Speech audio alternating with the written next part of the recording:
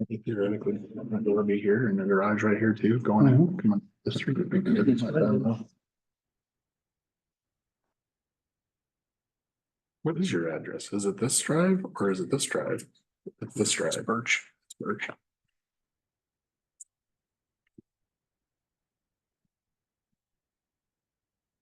Or I guess like Levers, or back in the day, like Beaver's is on, I think they have a busy. We've got a popular address, so they're this road. Ash, the only ones that have an Ash address on the south. All right, I've got 6:30. Let's go ahead and call this meeting to order. Can you do a roll call for us? Travis Kramer. Here. Scott McCorney. Here. Jeremy Hansen. Here. Jason Weesey. Here. Paul Kraus. Here. The Open Meetings Act is posted on the wall. Item 4, the consent agenda. I had one thing I questioned on there, the Keno licensing fee. It's actually a charitable gaming fee. And from the last time we had to do that, I know that it requires an ordinance to set that up. So I think we're probably better off paying that even though we don't currently have a business, and let's see if we can get one in. Not have to set it up again. So unless you guys want to take that out and vote on that separately, I'll leave it in, leave that payment in. Otherwise, I have no issues with the consent agenda.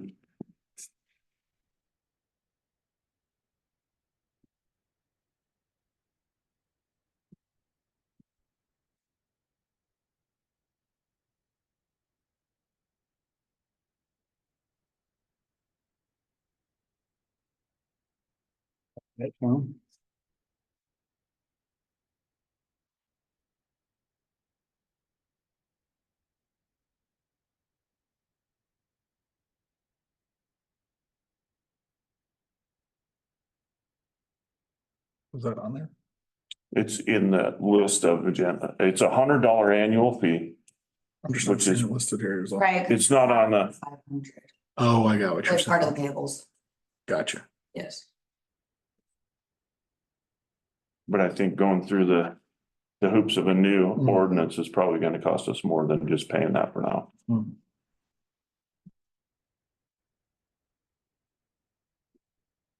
I'll make a motion to approve the consent agenda as presented. Second. We have a motion and a second to approve the consent agenda as presented. There's no further discussion. Let's vote on that motion. Scott McCorney. Aye. Jeremy Hansen. Aye. Jason Weesey. Aye. Travis Kramer. Aye. Paul Kraus. Aye. Item 5, approval of minutes from the March 18th, 2024 regular board meeting. Make a motion to approve the minutes as presented. I'll second that motion. We have a motion and a second to approve the meeting minutes from March 18th, 2024 as presented. If there's no further discussion, let's vote on that motion. Jeremy Hansen. Aye. Jason Weesey. Aye. Travis Kramer. Aye. Scott McCorney. Aye. Paul Kraus. Aye. All right, no unfinished business. Move on to item 7. Request from Jerry Sedfeld for discussion of alley approach repair. Go ahead. Yeah, I've been asking, I wasn't sure how to go about to act formally. I'm here today instead of bothering their kind clerk. Alleyway's gotten worse, the approach, and I have 2 lower vehicles. If I had trucks, probably wouldn't be a problem, but it's just dipping in very hardcore. Yeah. And I would appreciate that being repaired. Trying to minimize repairs to my vehicles. Yeah. John, what did we pay for those 2 on the? I don't One to the east. Off my head, I really don't think. Yeah, what do you mean that we're doing currently? Yeah.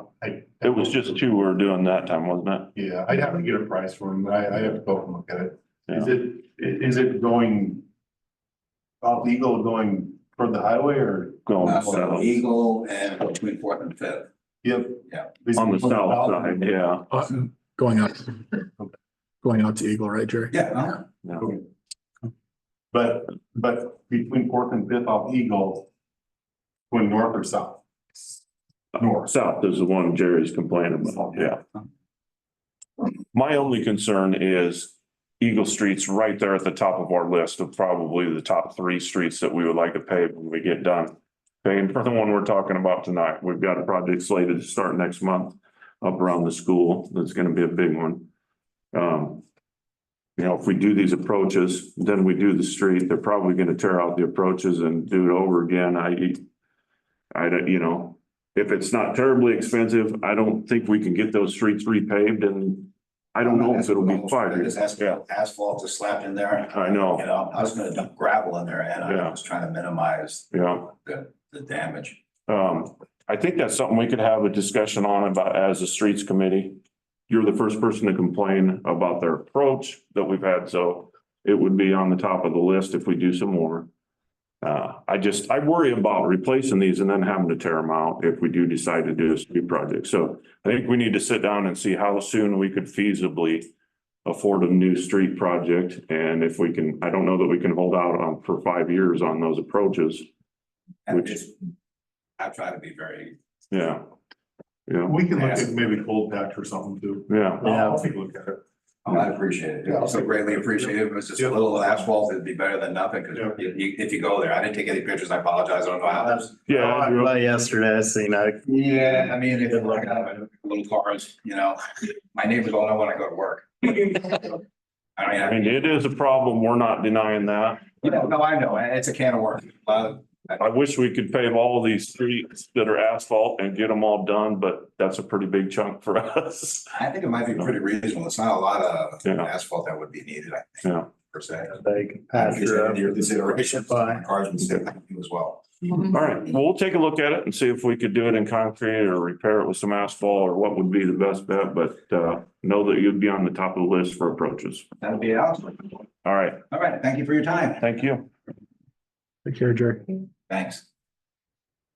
Item B, discussion and possible approval to combine AV Elkhorn Bluffs third add lot 1, block 12, PC 1, parcel 1, parcel 890036.064 and AVTL 7912-17-92, PC 79, parcel 890033.656 as recommended by the Planning Commission.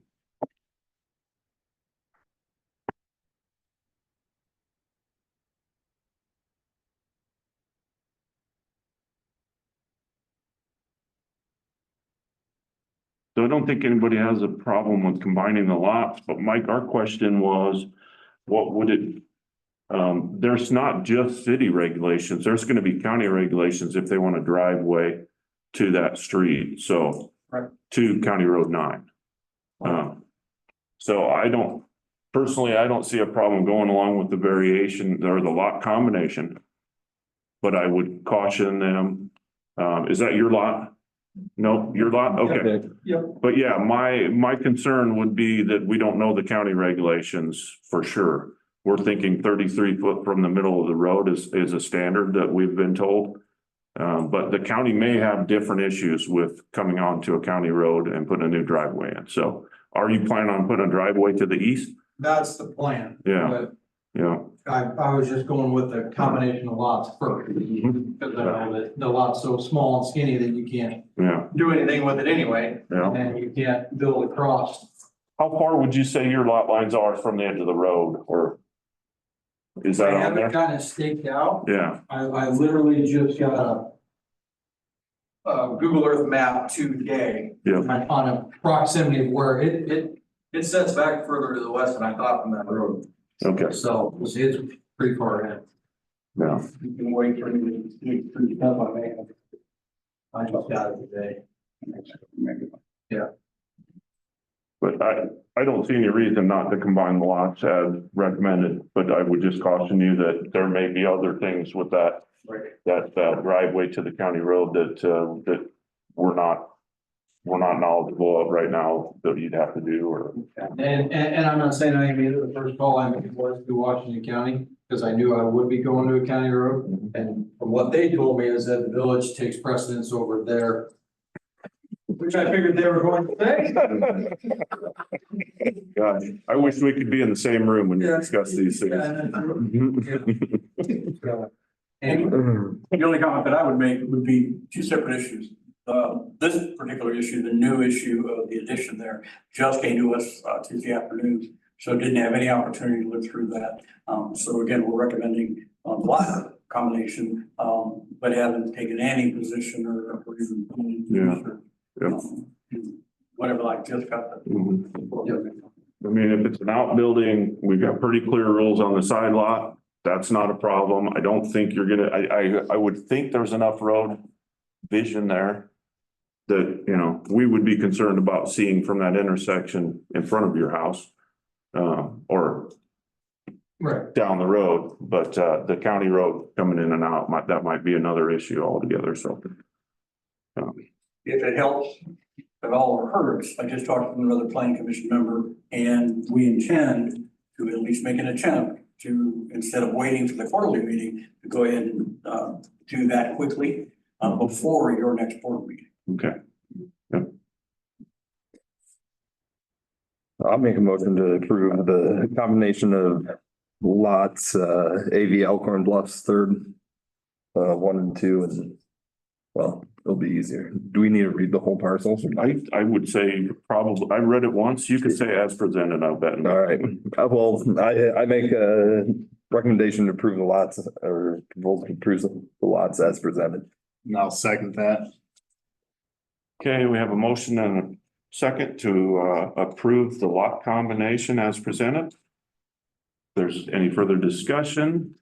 Not, let's vote on that motion. Jason Lacy. Aye. Travis Kramer. Aye. Scott McCorney. Aye. Jeremy Hansen. Aye. Paul Rouse. Aye. All right, item C, discussion and possible approval to grant variance to AV Gotch second add lot 29 to PC 2911, 115 square foot, parcel number 8900-87252, commonly known as 845 Birch Drive, to allow south side setback to be 17'6" as recommended by planning commission. This is your, sorry. So, I know. So. from what I heard from Mike, you guys went up there and did some extensive looking at the other place in the lot. There seems to be some confusion over why some lot lines are where they are and how far they're set back from the road. So the short story is during the meeting, we wrestled with this a little bit and weren't exactly sure on a couple of things. So I recessed the meeting, ran up to the house, did some very quick measurements. And those didn't completely make sense to me, both on the lot and back. So we came back and wrestled with it some more and eventually made the recommendation 3-0, because we're missing 2 board commission members, to approve the variance, largely because the line is side. it's important when we can, without making individual spot zoning exceptions, to do everything we can to try to allow people to encourage people to go out. But Mr. Kramer and John and I went up there Thursday, I guess, and did some more looking. One of the challenges is that I came up with on the first visit is if you look from Mr. Kramer's house straight to the west, then where they have their foundation stakes is pretty much the same. Well, that made sense. So we did some more measuring, and the bottom line is that it appears that there's some discussion to be had about whether the 25-foot that's required for setbacks is measured from the stake, from the lot line, or as it appears to have been more traditionally measured from the inside of the curb. As we look at the houses in that area, and well, quite frankly, as I looked at my house, it's clearly from the street. And another commission member mentioned that on his as well. My encouragement would be for the board, and this is Michael talking, not the planning commission, I want to be clear about that. My recommendation is that because of practice and because it fits within what else has been done there, it's within the 25, actually 27 feet. If I have it right, it's 27 feet, which would allow for any kind of an overhang. So my recommendation is, or deny the variance because we don't need it. Question.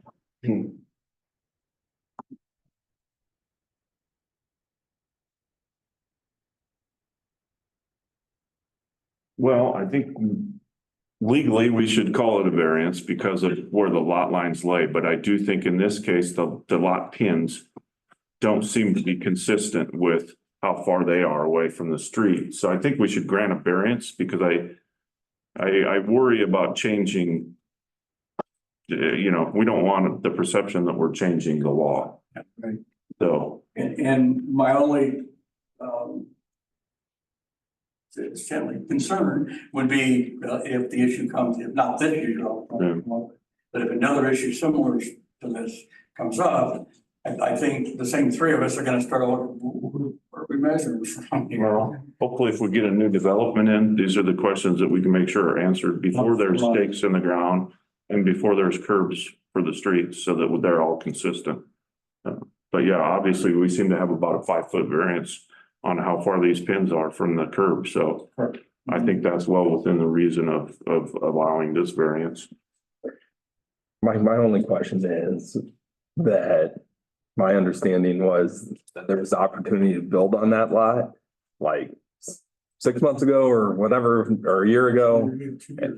And it said it was no. And now we're looking at it as variances to do those, like in those settings, or And my only concern is are we going down to just say, yeah, we're approving them just to get building, you know, to get the houses built, as opposed to, you know. I personally wrestled with that as an individual member of the planning commission, wrestled with exactly that. I don't think anybody here, and I hesitate to speak to the commission, but the sense I get from the board, we're not in favor of spot zoning. We're certainly not in favor of making, this for one person and this for another person. And I know the planning commission feels very strongly about we must be consistent historically and certainly currently. With that said, it would appear that in this particular case, which is the only one that I've seen, I was on the commission at the time, that it meets certainly the spirit of the zoning, if not, the debate is on what's the letter. Did that answer your question? Yes. I think the line of sight thing for me is what's most important. If that's what's been going on in the neighborhood and we're keeping with that line of sight. And I agree. I can, did you guys have any concerns about which way the house was facing for the address or for the front yard? Is that a concern? Okay. No, and to the point of the line of sight, until Mike and I walked over and stood there and went, well, it's perfectly in line with my house across the street. Why the heck would I have a problem with this? Because it's the way mine is. I don't know why. Matter of fact, it'd look funny if you were set in farther. So It would be weird. I mean, because my new house is gonna face your house and we didn't want things to be, we tried to keep everything in line. So when you come up the street, you know, the houses look like they're in a row. it's pretty typical for most development is, I think what threw me off early on was the number, the 17. Yeah, that's 17. The thing that concerns me is if we need to have clarification, like Mike said, clarification on this. Me as a zoning officer, I want to know. Right. And I can't see that on what they bring me. I mean, all I see is where the house is and the lot lines. Now, if we had that clarification that it's 25 foot off back of curb and the surveyor could put how far is the lot line off back of curb, then I could figure that out.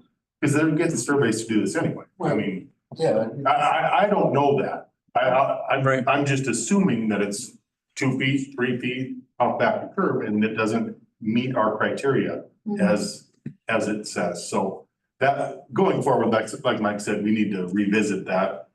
Now, whether it be in this development or if there's a new development, then we can do that. But I think it definitely gives us things to look at in a new development about being vigilant on how is this getting done? Yeah. And I'm gonna say that probably 90% of the old part of town is, you know, them lot pins are only this far off the back of the curb, so. Yeah. It does fit that. But that's what I go off of. And unfortunately for the last people that have this lot, they didn't go stake everything out. Fortunately for this individual that had the lot, it was staked out and we could see that. So that was, Jeremy, to your point, that was the other thing. Because it got staked out this time. Yep, and then we could see it visually. Gotcha. Yeah, that's the bigger question that I had, right? Yep. And Paul, the only thing I would mention for the record is that theoretically, the board could say that the setback's 32 feet or 33 feet. Or do the math, if you got, I don't know what that strip is between the street and sidewalk, I think it's 4 feet or so, and you got a 3-foot sidewalk. So 25 and 7 is 30. 32 feet? Yeah, 32 feet. Theoretically, for the new development, you could want it long, bigger, but that's why you guys get for us. Mike, would the planning commission be willing to look at how Gosh Edition compares to like old part, right? And maybe come up with some recommendations of like how we approach this going forward. If we need to change something or anything going forward, so we're looking at it in future, so we have something in place maybe ahead of time. The planning commission works at your behalf, so if you're gonna look at how lawns have to be, whatever you'd like. The only thing I would mention is that when we built our house, we didn't have trees. We started construction in trees for it. So there's that. I guess I would think they would submit a plat that says this is where the streets are gonna go, and then that's math from Yes. some previous point, and hope that somebody doesn't believe. Yes. Yeah, I like the idea of coming up with a recommendation moving forwards that would seem fair to both different, entities. Yeah. All right. Any further discussion?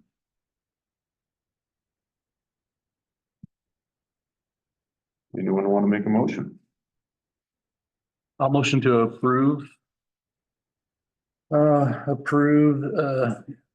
Approval to grant variance to AB Gotch second add lot 29-2 PC 2911, 115 square foot parcel 890087-252, commonly known as 845 Birch Drive, to allow south side setback to be 817.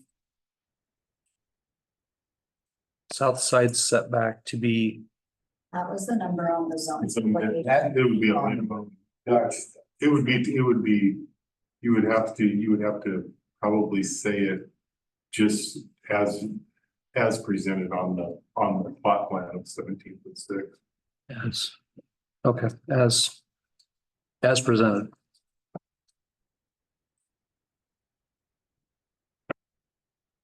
I'll give you a second. Okay, we have a motion and a second. Is there any further discussion? If not, let's vote on that motion. Travis Kramer. Aye. Scott McCorney. Aye. Jeremy Hansen. Aye. Jason Macy. Aye. Paul Kraus. Aye.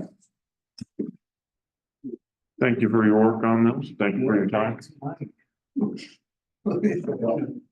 All right, item D. Discussion and possible approval and adoption of resolution 415-2024.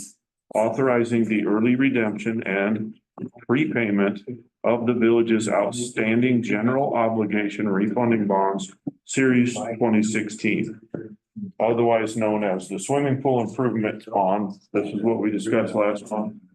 Paying off with the excess in our bond funds count.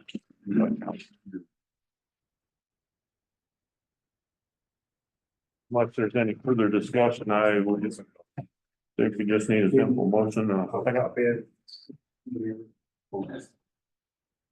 We're just paying it off and we'll be. You guys got it. We'll be wiping one of these bonds out. Sooner we can have, the sooner we pay off these bonds, the sooner we can get Steve to sit here and tell us about another street project down the road. Let's see. I'll motion to approve resolution 415-2024, a resolution of the chairperson and board of trustees of the village of Arlington, Nebraska, authorizing the early redemption and prepayment of its outstanding general obligation refunding bonds, series 2016.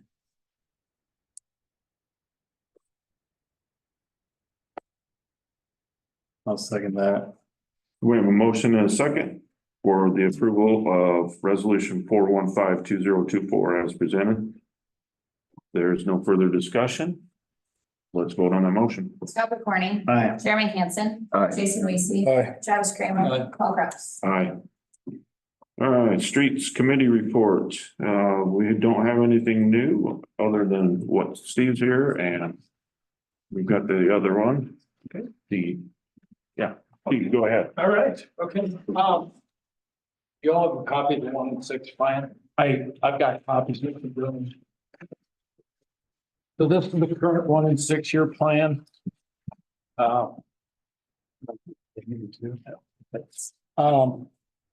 So what's highlighted in orange are the streets that are in the 1-year plan. That's the current paving project.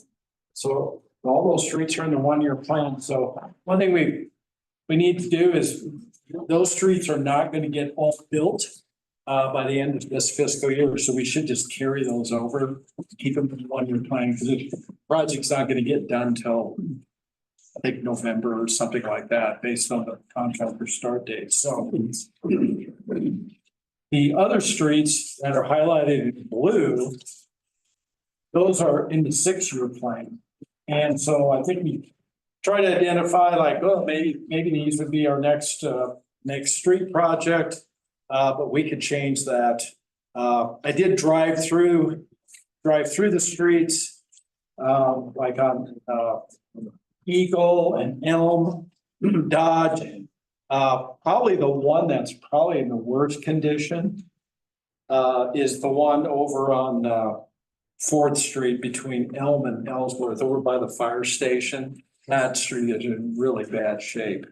I would say, and John and all of you probably have a better handle on this, but just in driving the street, the other asphalt streets with curbing, where there's been some patching done, those streets are holding up to this point, right? So that's a good thing.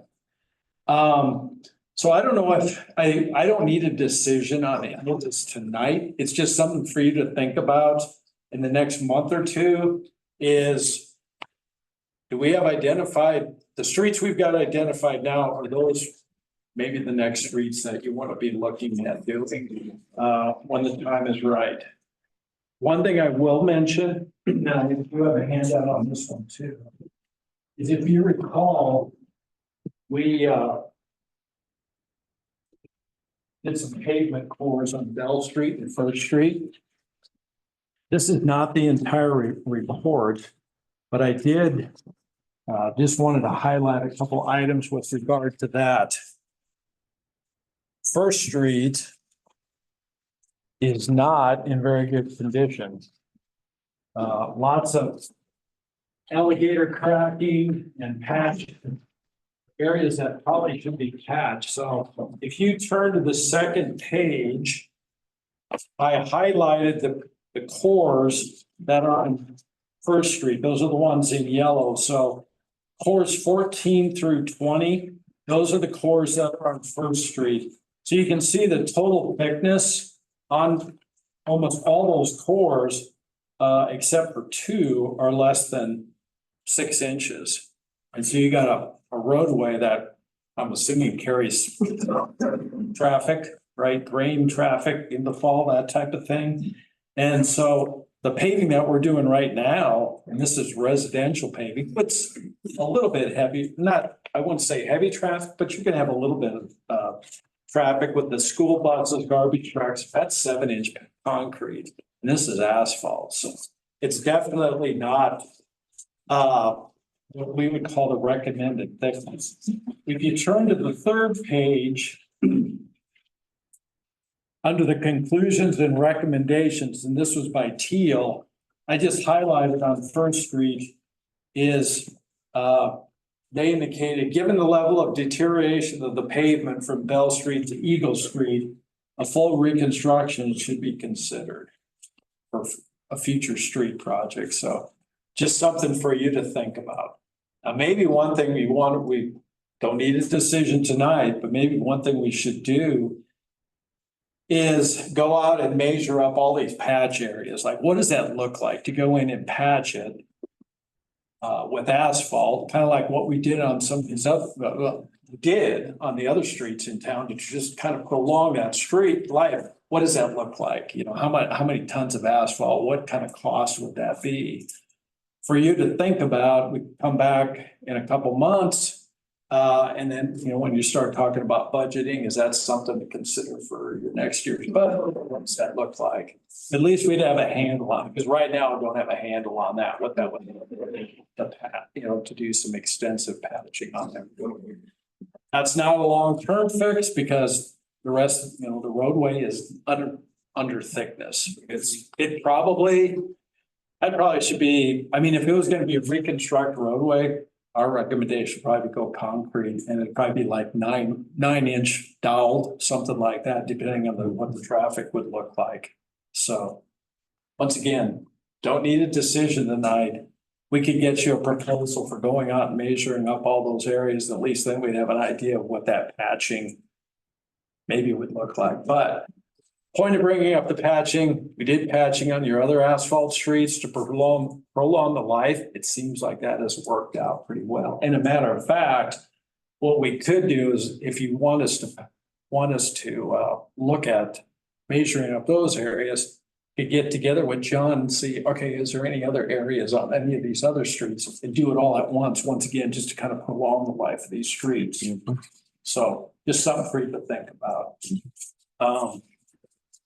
The other thing is next paving project, assuming there might be one at some point in time, is, which streets, you know, would that look like? And so my initial thought would be, once again, it's your decision, but maybe look at the residential streets and try to get rather than getting into your downtown area, because you're talking a lot wider and there's more cost. Maybe push those down the road a little bit and concentrate on the residential streets. Once again, that's your decision, you know, how you want to do it, but anyway.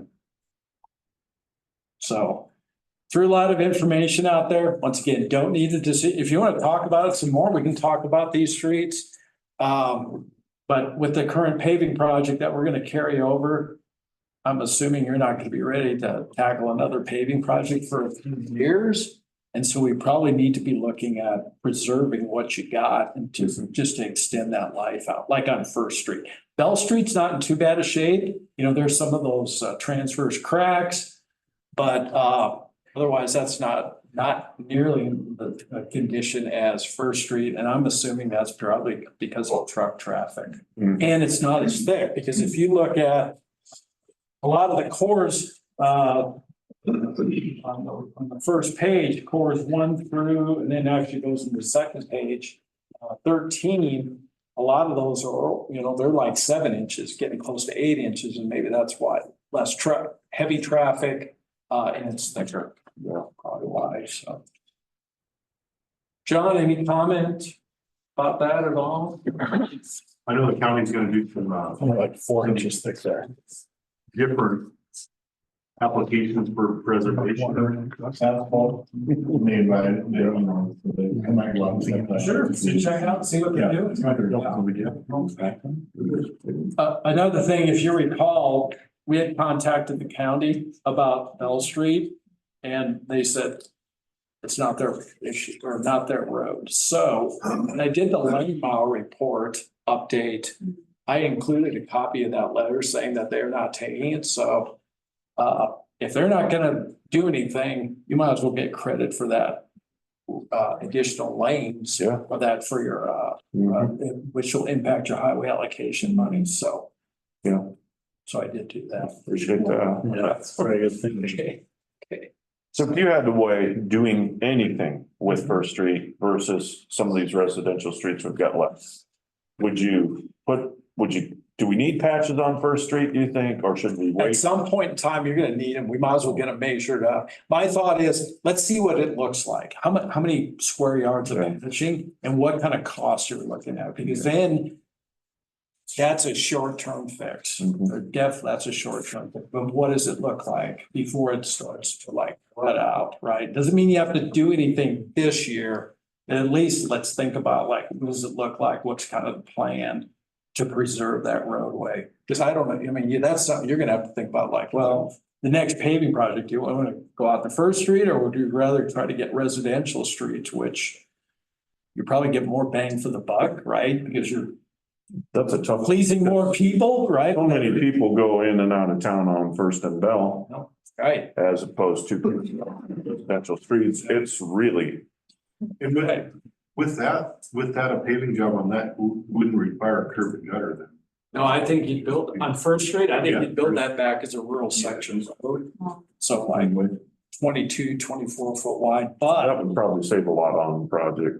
yeah, I mean, we could run out that number too, just to see what does it cost for concrete? But there's gonna have to be some grading of the shouldering, because that's narrow in there. Those shoulders need to be brought out to like probably 3 or 4 feet. So which means you're gonna probably, there'll be some regrading of ditches, especially that one on the west.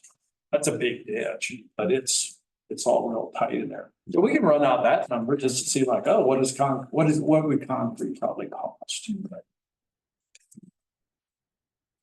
If we have to do some patching, and we could get by with patching it, I don't, we should probably have that option versus paving. See what the numbers look like, Yeah. right? I mean, Yeah. a patching cost is like, wow, that's a lot. And it's like, okay, maybe that's the next paving project. Yeah. Once again, what I think is like, oh, go into residential, but then you're saying like, oh, a lot of people use that road. So maybe that is more of a priority road just because of the amount of traffic that goes. There's a whole section of town that doesn't come downtown to get their mail. They pay their water bill online. They go in and out of town via that county road Right. or First Street. So Yep.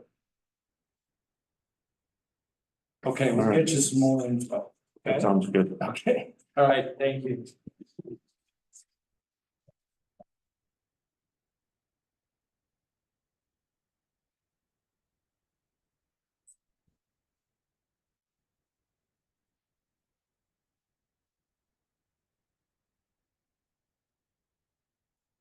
Anybody have any questions?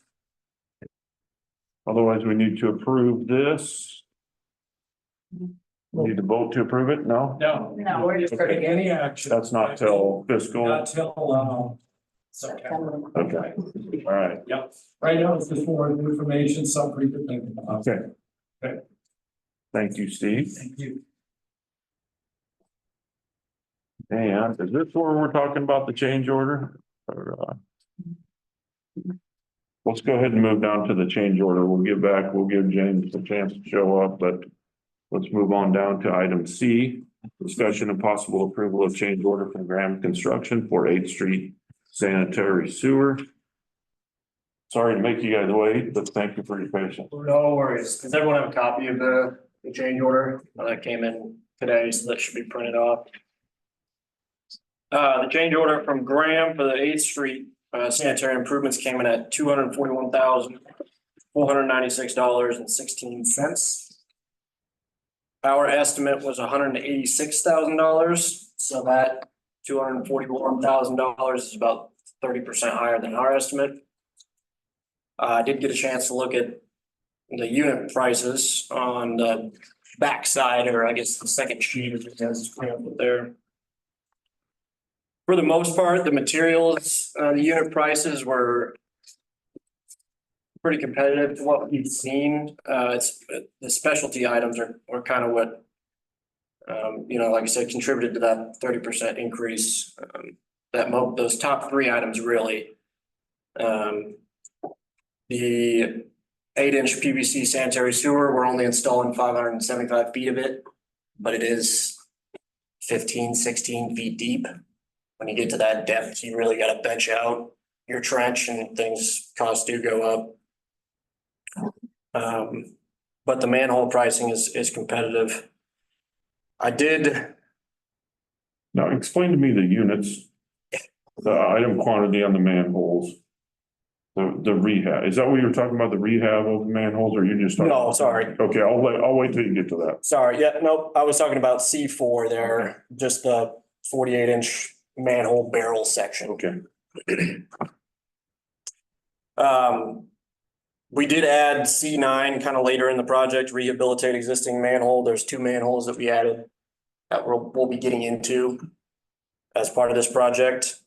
Vertical feet? Yeah. Okay. Yep, that's almost 24 vertical feet between 2 manholes. That'll be spin cast with concrete and rehabilitated. So they're gonna they're gonna go, most of the time what we have done is bricks that they put a mortar over. Is this comparable to what you're talking about, the stem cast? Yep, same Okay. thing. Okay, They just put mortar over it. okay.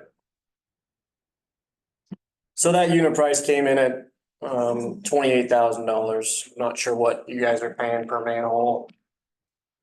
Or who you're using. I've got a number in my head, it was 10 to 12. I got a number from our guy that. From Peoples that said he thought it was 8. So per manhole.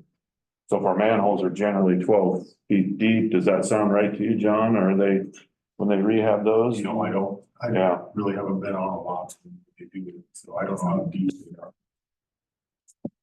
I think they use it. I guess that concerns me, but Yeah, well, it's in the ballpark at least. But that is something we can. we don't have the option to get competitive bids on this. I don't know how we know, you know. Yep, and that's the issue we run. The good part about having one general contractor, you have one person responsible for the risk. Like I said, it's a 15-foot deep trench. If there were any settling in the future, it'd be kind of a finger pointing contest between Graham and the sub. If you guys were to separate the two contracts, you know, whose issue it was. And whatever schedule impacts that this project, you know, proves to be to Graham, they have to make up for that in their original paving project too, so.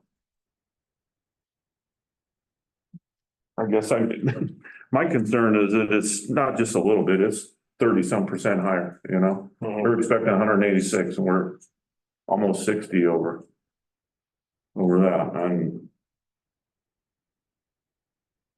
do you think the mobilization costs are justifiable?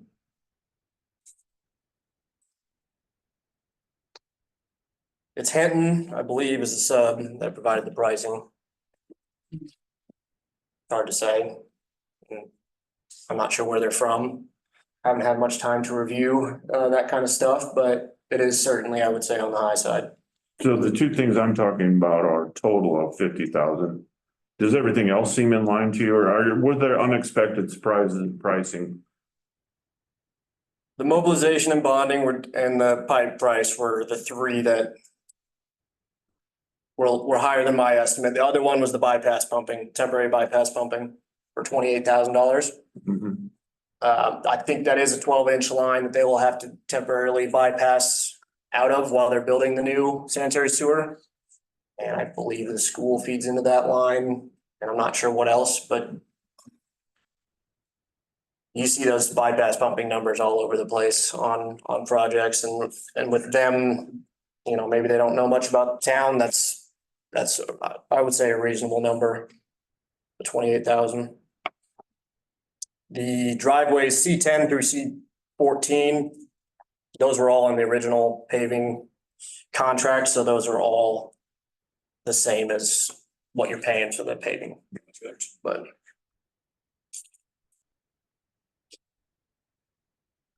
And once we approve this change order, do you think there's any possibility that that price will go down if they don't have as much in their pumping fees as they expect or anything like that? What do you think the chances are of that?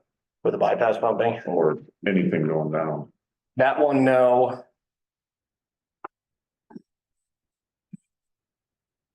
Yeah, I don't think they would. I think they would honor those as they are. If I can make a comment. Yes. So Barrett and I talked about this I think twice today, but these prices and kind of what's going on here. So the risk is this, you could say, you know what, let's go out for bids, right? And let's see if we can get a bid or another bids for somebody to do this.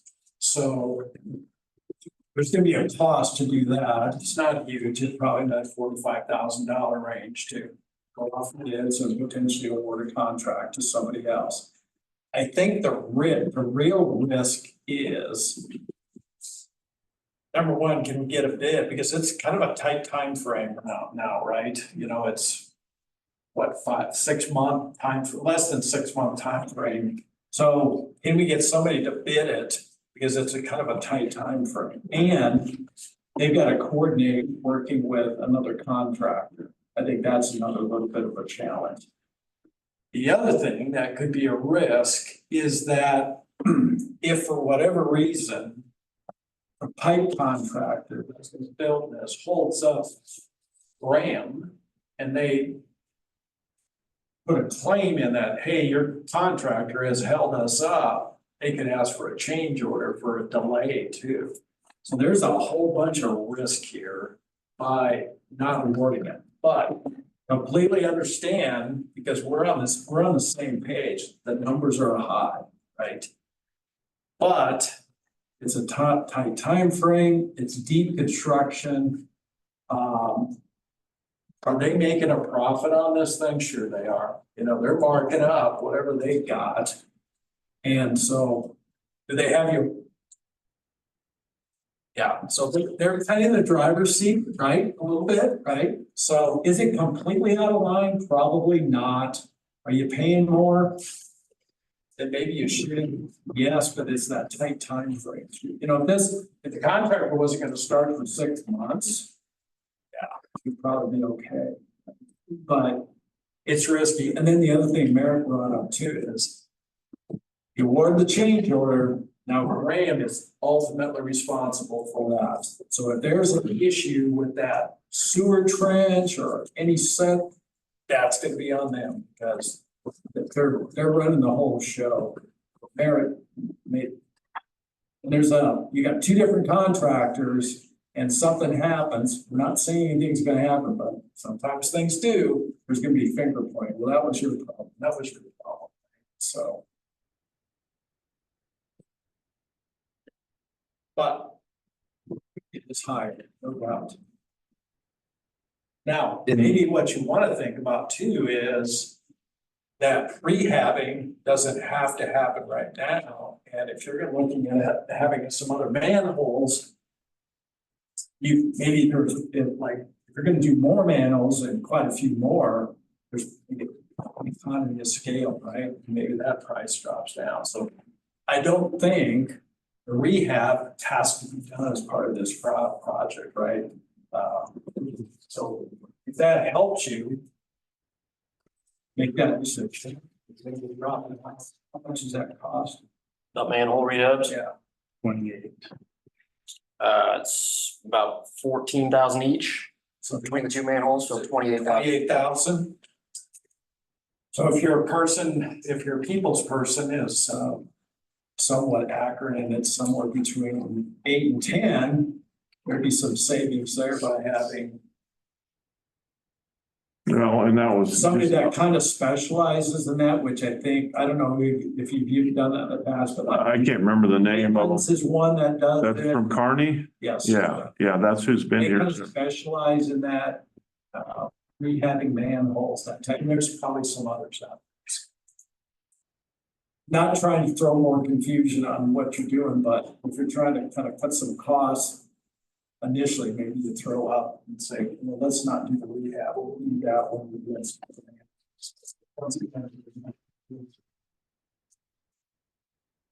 I'm done talking. I'll let everybody. Think I have something to say after that?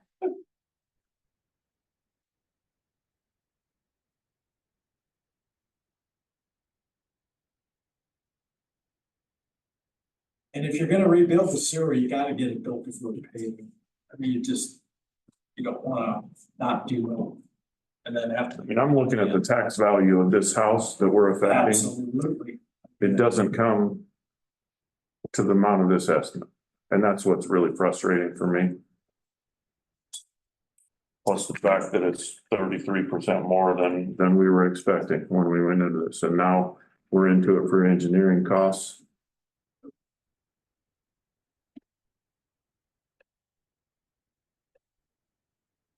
I don't know. What do you guys think? Anybody have anything to add? So mobilization, that includes Henton coming from Blair to here, setting up. Is that what that is? That's what that is, all their equipment coming in here and their manpower coming in here. And you don't think they're in on any other part of this street project? We don't have any other part of the main street project that we're tacking this onto. You don't think that Hinton's has any other work on that project that you know Not that I know of. of? Okay, I don't think so. Okay. I know there's a little bit of storm sewer pipe, but I don't know if they have a subject. I was under the impression they were gonna be here for some other stuff. So maybe I'm wrong, but yeah. And if that's the case, then, you know, mobilization is justifiable. You know, the one thing too to point on about unit prices. And Meredith, I think will back me up on this one. You bid out work and you can have like 3 or 4 contractors bid stuff and you look at unit prices. And you would think there'd be some similarities and there can be, and then sometimes it is all over the board. Yeah. Like moving costs, like, okay, why is this one higher than this one? Sometimes it can be significant. Well, is that where they put their profit? It's just hard to guess. That's what makes it hard when you're estimating because these unit prices are all over the board sometimes. But Right. I'm sure it feels like we're holding your feet to the fire, but these are questions I want out in open session. They're all good questions, absolutely, yep. I wish I could nail those estimates every time, but especially the last 2 years, been especially difficult. A project, small project, you know, of this size, not being publicly bid is especially hard to estimate, but Yeah. I mean, Graham knows they hold the cards here, I think for sure, so. And I'm not throwing them under the bus by this comment, but we got this to them like over a month ago. A month and a half ago, And yeah. so it's like calling like, hey, where is the numbers, right? And so it's been a challenge. Run me through the timetable for the street project itself, not this one, the street project, right? They're gonna start on 11, right? Because they're doing 8 I think they're laps. gonna start after school starts. There was a pre-con meeting. After school's out. Once school is out, After that's school's when they're out. gonna start. Talking about the staging parts of it? Yes. They're starting on 11, Starting on 11, and then, moving to Dodge, and then Dodge 9. then 9th, and this is gonna be the last. This is the last. But no, it won't be. There's part of it that's not gonna be. I think. I don't think we had those dates at our planning meeting. Because the intersections is where it comes into play. Right. I think the intersect, that part of it. It's on there. They haven't nailed it down yet. No, they haven't given us a schedule.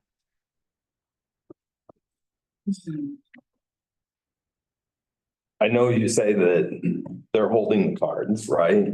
But this, okay, so help me understand this if I got this right, though. The project that we initially thought was we need to get rid of the sewer that goes in between the house, underneath the house, right? So we don't have an issue that way, correct? But for another, I mean, we're now 400 into it, right? Like 100 plus another, right? The initial bid was what? 186. 186, That was My estimate, yep. right, the estimate. Yep. And now we're up That's to it. 240. Yep.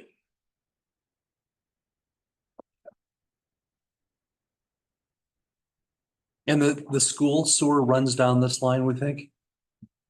On Dodge Street, yeah, west of 8th. Well. Currently, when the project's completed, the sewers won't run. This is just the bypass. When we bypass it, it's gonna have to go to sewer, that, if I'm correct. Yep, you're right. Now, when it's all completed, Yeah. that'll be opened back up, and then then it'll be on the normal line on Dodge. Gotcha. While they're replacing the existing sanitary main, they'll need to bypass one manhole upstream so that they're not hitting the schools. Got it. Flows.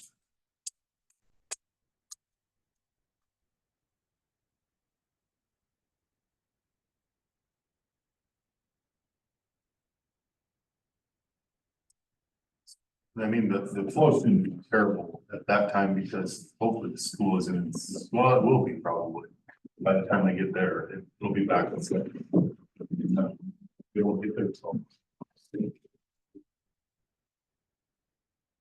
Could be back in session.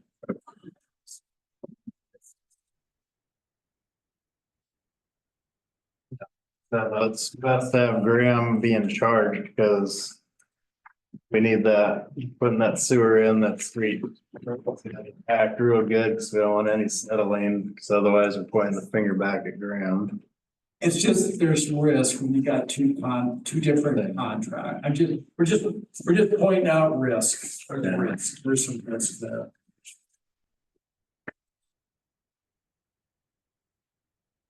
Suppose what we could do, if you want to, put it out bid, see what happens.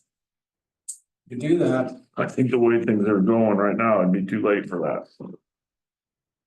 I mean, we had a hard enough time getting it. We didn't have anything before the meeting started tonight. We didn't have this in our packets to look at. That's another reason why you guys are getting beat up here, because we haven't had any chance to discuss this. Bill. Well, you don't have to approve, you don't have to approve it tonight. You could hold, think about it. Wait till your next meeting to decide, or have a special meeting. So you don't have to decide tonight necessarily. You could table it. Have a special meeting in a week or two. Maybe nobody's excited about having special meetings, or you wait till next month. But then it's like, Probably not gonna go down. what's that? It's probably not gonna go down. The price is probably not gonna Oh, go. it's not gonna go down. No, but then we're bumping our noodle on contractor start date. So now if you wait a month, now it's like either you do it or you're not gonna do it, right? Because now we're in a spot where we can't even go off the bids. It's gonna be really tough.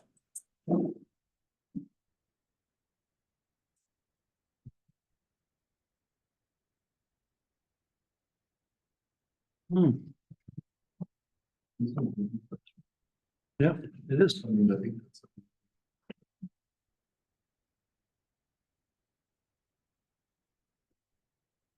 I understand this wasn't an easy project. We looked at this 10 years ago when we had a different engineering firm, and at that point it was gonna be a monstrous project then. They were going a different way with it. They weren't going the same direction we're talking now, but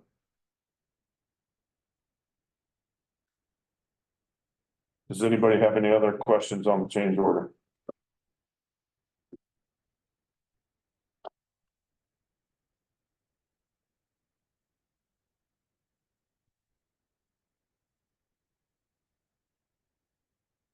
Do we want to approve this? Do we want a motion?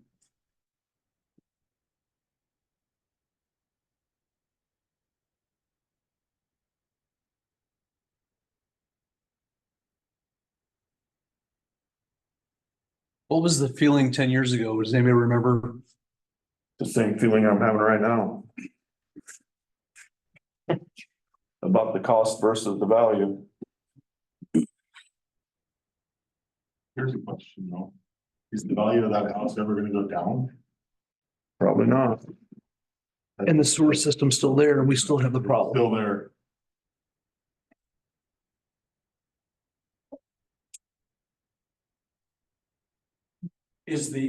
I don't know, and I'm just asking because I don't know. Is the issue or the concern that sewer line is underneath the house, right? Is that the main reason for doing it? Yes, big part of it. Right, because it goes right underneath the house, right? Yep.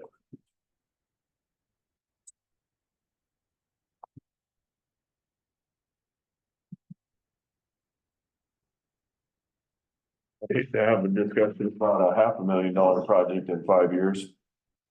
Yeah. I don't know. It ain't gonna get better. That's the problem, is that if we thought there was a way to get around ever doing it, that's the winning scenario, but I don't think that's gonna happen. It's eventually gonna. Well, I'm more worried about the risk, is what happens if that line collapses, causes a problem with the fact that it's been on record so many times, it's been looked at and turned away. What kind of liability have we taken? That's where I get stuck.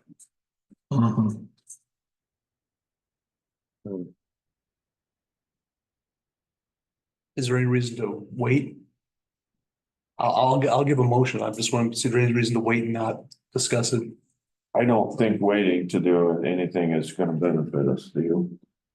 I really don't think we can Not at this point. get it in this project. I'll motion to approve the change order in the amount of $241,496.16. Second.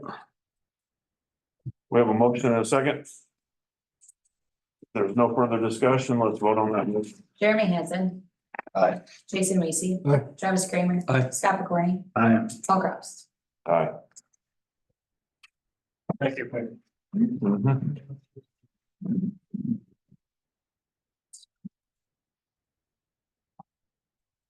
Thank you for your time, guys. Appreciate it. Have a good evening.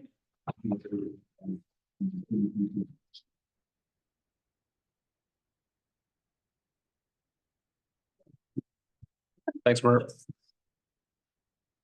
James wasn't able to make it. Does anybody have any questions on his report?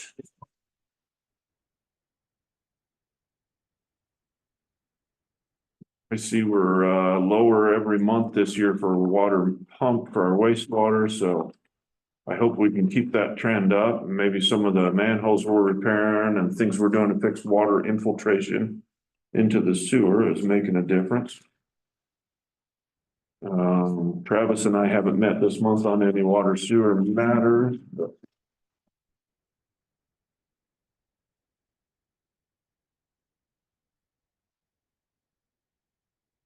Meeting on Monday? Next Monday? yeah, we do have a quarterly meeting set up with people service. So if anybody's got anything for them, let us know. That's with Steve. Steve and another, it's Yeah. Steve and Mike. Chad? There's Mike.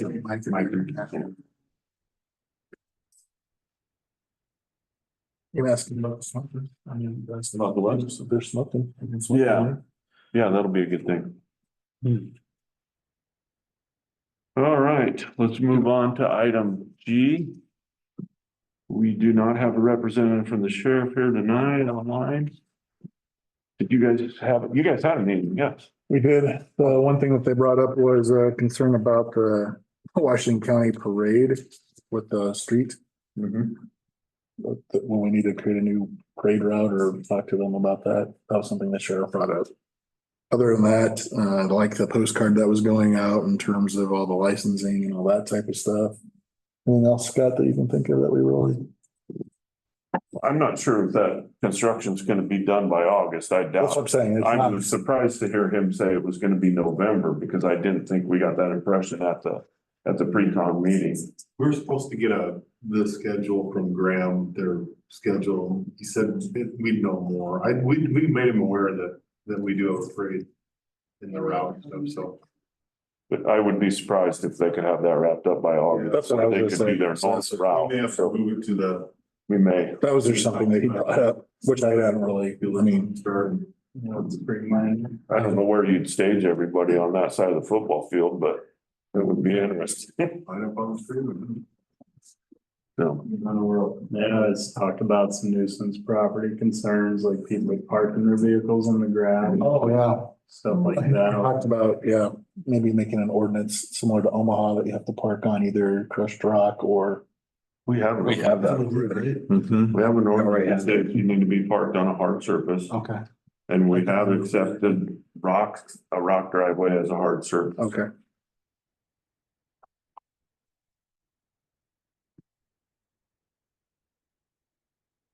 Right. If nothing else for the police, let's move on to parks. Committee report, Travis and Jeremy, do you guys have anything? No, nothing new. I think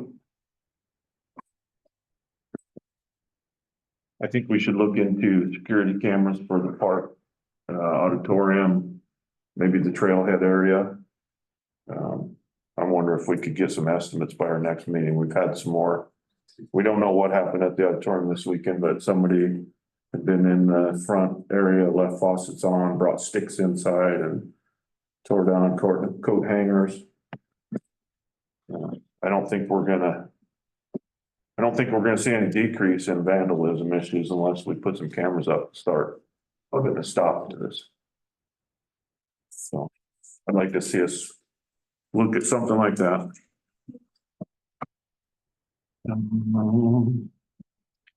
Monthly library report. Did anybody have any questions? One more thing, Paul, I've had a comment made about asking us to address the sprinkler head rotation down by the walking path between the complex, the baseball field. So I'm gonna talk to Jeff Stats and just mention to him, see if they can do something to get those sprinkler heads adjusted so that in the morning walks are not spraying over the walkways. Or just timing. Or timing it later, early in that. Yeah, there you go. That did come up, so I'll address it. I don't know what time you're gonna do that. Had somebody out walking at 2:30 in the morning on the report the other day. They're gonna get wet. That Well, might deter them from walking at 2:30 in the morning.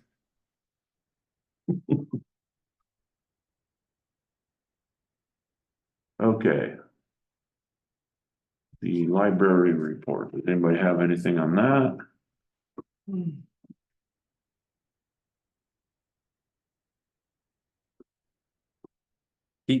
That computer's ordered? It is ordered, yeah, Awesome. They did ask about that, if that was yes. on the way. There's some Ordered. patrons who are looking forward to getting it again. Yes. Shipping, Cool. yeah. It's ordered.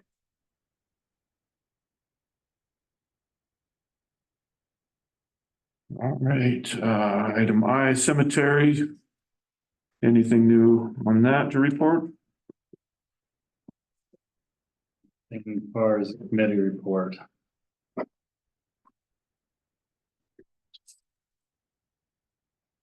Jay?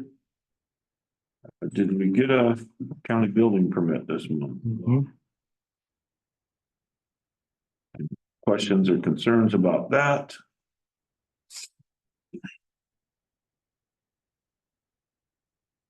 Must be one going to next year house, it looks like. The, Curious now. oh yeah, garage building permit, yeah. Yeah.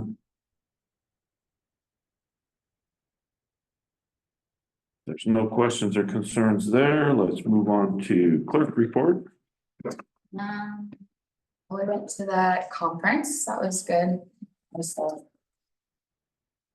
Jake passed his notary exam. Which was interesting. I didn't know he was doing that, and then he just got 95%. So anyway, I don't know what the next steps are there, but he's got to figure that out. We drove around and identified some nuisance properties, and from like 2 summers ago, when Nikki and I did it, and I think I sent out like 60 letters, like things look better. Like it was not as like that, like things improved. And we didn't have as many, whatever, but we identified some of like the vacant buildings and lots and whatever, so whatever, we can work on that in the future.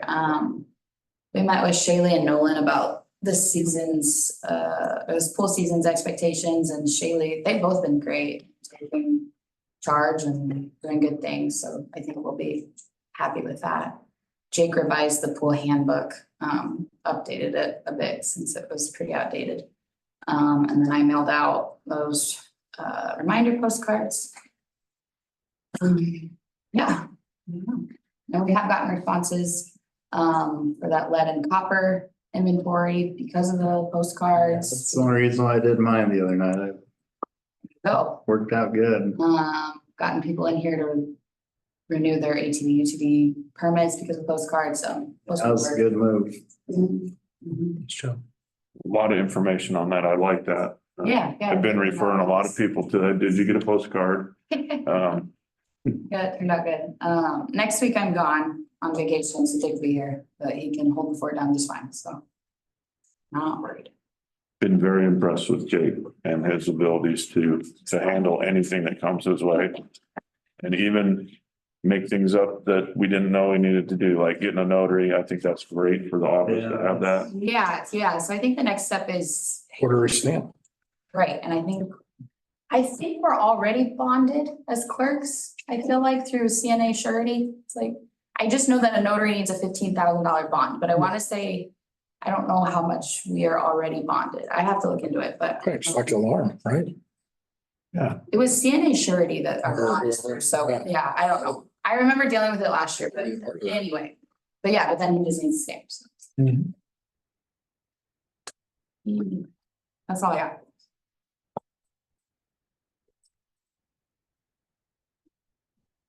Right. Item C, discussion and possible approval of bid from Griffey Excavating for removal of nuisance trailer at 415 North First Street. The property owner was notified. Doesn't seem to want to contest anything, so as far as we can, we are concerned, we can go ahead and remove the nuisance on the property, assess it to the property and move forward. Yeah, I think this will be our easiest route, have Griffey come in and Get it clean done, her out. yeah. Well, I'll be happy to make that motion to approve the bid from Griffey Excavation to remove the nuisance trailer at 415 North First Street, the amount of $4,000. Second. We have a motion and a second for the approval of the bid from Griffey Excavating to remove the trailer at 415 North First Street in the amount of $4,000. There's no further discussion. One question. Go ahead. As we assess that, then it goes to the property Yes. and that owner What we will need do to is pay put a it lien on the property and the property cannot change hands without the lien. without it being released. We may not be the first one in line because I believe there's a lien on the property for a loan. So I don't know how that happens, if there's a pecking order to who gets paid first, but I don't think the title can change hands until both are paid off, but. So. So until he sells it though, we're just probably. Well, at least we're cleaning it But up. it's clean. And Yep. to me, that's a small price to pay to not have to look at that, and eventually somebody will pay for that. Yep. So, Sounds good. Okay. or will, maybe there's a chance that we could Okay. Yep. acquire the property and then that would be worth it. Jason Weasey. Yep. Travis Warner. Aye. Scott McCorney. Aye. Jeremy Hanson. Aye. Paul Rouse. Aye. Item D, discussion about date of strategic plan meeting. When did we do this last year? Do you remember, Kate? I think it was in June.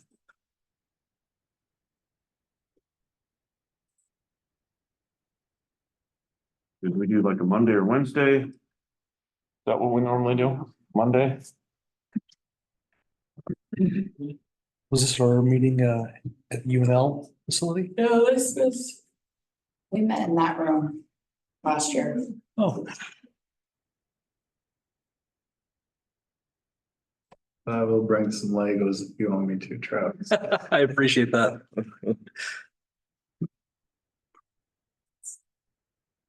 Or mirrors and lasers? So our regular meeting is June 17th. We could do a meeting on a Monday, the 10th, Monday, the 24th. I don't know what you guys think, but this would be the meeting that we would like to see an update for the strategic plan for every committee. I have the 10th available. 10th would work for me. Monday's best for everybody, or we could go. For me, that's fine. All right. Mondays or Wednesdays work good for me. What time? 6:30, 7. Do you guys want to move it back a little bit? You want to do 6:30, get it over with? I'm open for any time after 5. Make 6:30, same as regular meeting. Okay. 10th at 6:30. Okay with everybody? That works. All right. All right, that's all we have. Falling apart. You're too young to be falling apart like you. I believe item E will have a vote for going into closed session. Did we go ahead and make a vote on that? Do we have a motion and a second to go into closed session for contract and personnel matters? I'll motion to go into executive session to discuss contract and personnel matters. Second that. We have a motion and a second to go into executive session for contract and personnel matters. There's no further discussion. Let's move on that motion. Scott McCorney. Aye. Jeremy Hansen. Aye. Jason Lacy. Sure. Travis Kramer. Aye. Paul Kraus. Aye. All right, if you guys need signatures, you can come up now. Yeah.